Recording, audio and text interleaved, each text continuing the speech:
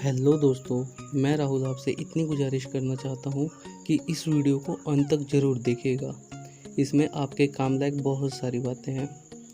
जैसा कि आप लोगों को पता है कि कोविड-19 चल रहा है, जिस कारण मृत्यु दर बढ़ रही है। ऐसे में अगर किसी व्यक्ति की मृत्यु हो जाती है और उसके घर परिवार में किसी को नहीं पता कि उसकी ज़मीन कहाँ कहाँ पर है और कितनी है, अगर पता भी है तो नंबर, खाता नंबर नहीं पता होता। अधिकतर माता पिता अपने बच्चों को बाहर पढ़ने, लिखने, कमाने के लिए भेज देते हैं और बच्चे भी निश्चिंत रहते हैं कि ज़मीन से संबंधित सभी कार्य माता पिता संभाल लेंगे, हम क्यों टेंशन लें। परंतु जब कोई घटना घटित होती है तो सारी बुद्धि फेल हो जाती है। ऐसे समय में ना ज़मीन दिखती है ना ही और कुछ, परंतु कुछ समय बाद आपको अपने सारे काम करने पड़ते हैं, जिसमें से ज़मीन संबंधित कार्य भी ज़रूरी है। जो भी संपत्ति हमारे माता पिता के नाम से थी, अब वह अपने नाम से करा लिया जाए। अगर ऐसा नहीं होता तो बाद में बहुत बड़ी समस्या उत्पन्न हो सकती है। मेरे पास ऐसे लोग आते हैं जिनके माता पिता अब नहीं रहे और जानकारी न होने की वजह से उनकी ज़मीन कोई और जोत बो रहा है, और अगर जानकारी है भी तो ज़मीन अभी उनके नाम से नहीं हुई होती।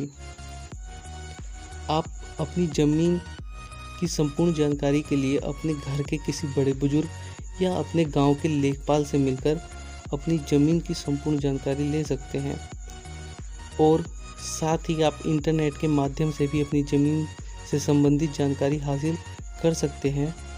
तो मैं ले चलता हूं आपको अपनी मोबाइल की स्क्रीन पर। यहाँ पर आपको सिंपली टाइप करना है यूपी भूलेख।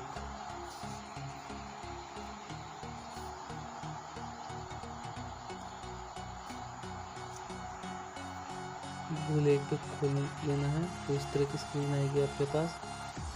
फिर आपको यहाँ पर अपना पहले जनपद चुनना है। मैं अपना जनपद यहाँ पर चुन लेता हूँ। फिर उसके बाद तहसील, जो सिकंदरपुर है, मैं अपनी तहसील चुन लेता हूँ।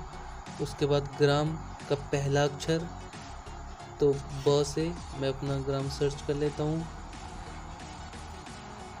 जो कि यहाँ पर है बहेरी। अब आपके सामने कुछ इस तरह की स्क्रीन आएगी। पहले नंबर पर होगा खसरा गाटा संख्या द्वारा खोजें। उसके बाद खाता संख्या द्वारा खोजें।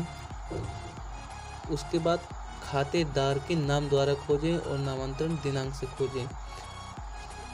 हम लोगों को ज़्यादातर खसरा गाटा संख्या नहीं मालूम होता, खाता संख्या भी नहीं मालूम होता, नामांतरण दिनांक भी नहीं मालूम होता।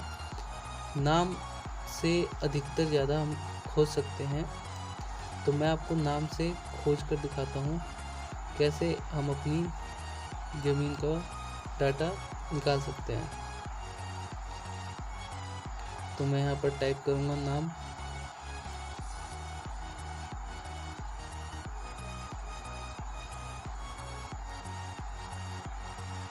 देखिए ये 2 नंबर आ चुके हैं इस नाम से। तो मैं दूसरे वाले नंबर पर टच करके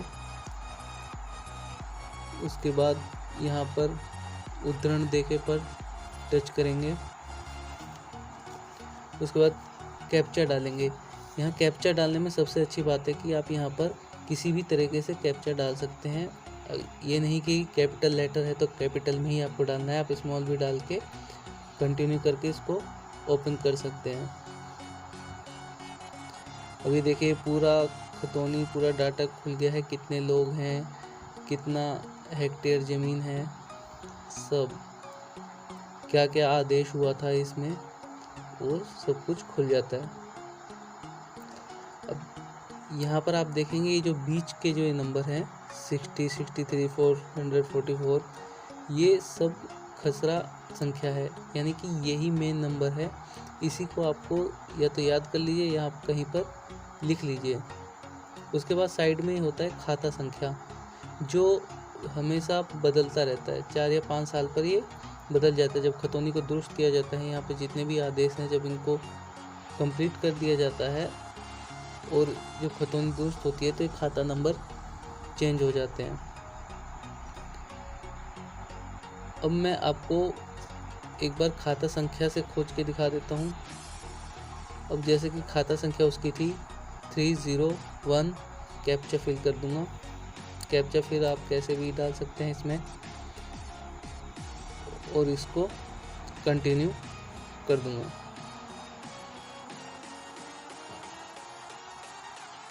ये आप देख सकते हैं फिर से वही खतौनी मेरे सामने खुल चुकी है। अब ये जो नंबर हैं खसरा नंबर, इसमें से आप कोई सा भी एक नंबर डाल के ओपन कर सकते हैं। तो अब हम खसरा नंबर से एक बार खोज लेते हैं। जैसे कि 60 नंबर था पहला नंबर, मैं पहले नंबर को डाल के उद्धरण देखे पर टच करता हूँ और कैप्चा डाल के ओपन कर लेता हूँ।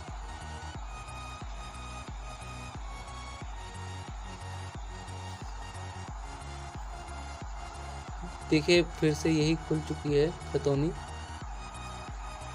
अब अधिकतर केस में होता क्या है कि यहाँ पर तो नाम पता है, नाम से हमने निकाल लिया, और कुछ केसों में आपको नाम पता होगा लेकिन नाम सर्च करने पर वहाँ पर दिखाएगा डाटा उपलब्ध नहीं है। मैं आपको अपना ही एक एग्जांपल देता हूँ। मेरी थोड़ी सी ज़मीन किसी और गांव में भी है, तो मैं वो खोल के दिखाता हूँ आपको। ये यहाँ पर कितने कितने हेक्टेयर की ज़मीन है ये सब लिखा हुआ है। अब आता हूँ मैं दोबारा से होम स्क्रीन पर और आपको चेक करके दिखाता हूँ अपने एक दूसरे गांव की ज़मीन।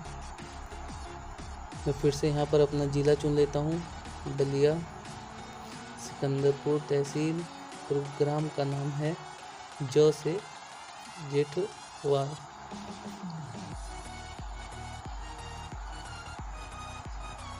अब यहाँ पर देखिए मैं जब सर्च करता हूँ अपने पिताजी के नाम से, तो वो यहाँ पर मेरे को स्क्रीन पे दिखाता है कि डाटा उपलब्ध नहीं है। अब ऐसा क्यों होता है मैं आपको आगे चल के बताता हूँ। क्योंकि जो है अभी ये नाम आदेश में चढ़ा हुआ है। तो अब मैं क्या करूँगा, पिताजी के नाम से सर्च करूँगा। अभी देखिए आप लास्ट ऑप्शन आपको दिखाई दे रहा है। इस ऑप्शन पे उद्धरण देखे पर करके कैप्चा डाल के इसको मैं कंटिन्यू कर दूंगा। अब उस नाम से डाटा इसलिए नहीं दिखा रहा था क्योंकि देखिए यहाँ पर इस साइड में जो है ये आदेश चढ़ा हुआ है, वो नाम जो है यहाँ आदेश में है अभी।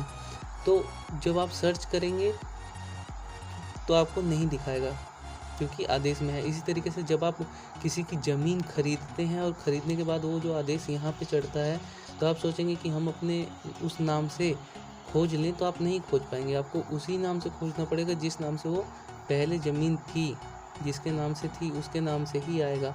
जब खतौनी दुरुस्त होती है 4-5 साल में, तो दोबारा से तब आपका ये नाम वहाँ पे चढ़ जाएगा। उसके बाद आप इसको अपने नाम से सर्च कर सकते हैं, खोज सकते हैं। यहाँ पर सिर्फ ये इतनी सी बात थी जो जानकारी होनी चाहिए, जिस पर ध्यान रखना होता है, और उसके बाद आप कोई भी खतौनी खोज सकते हैं।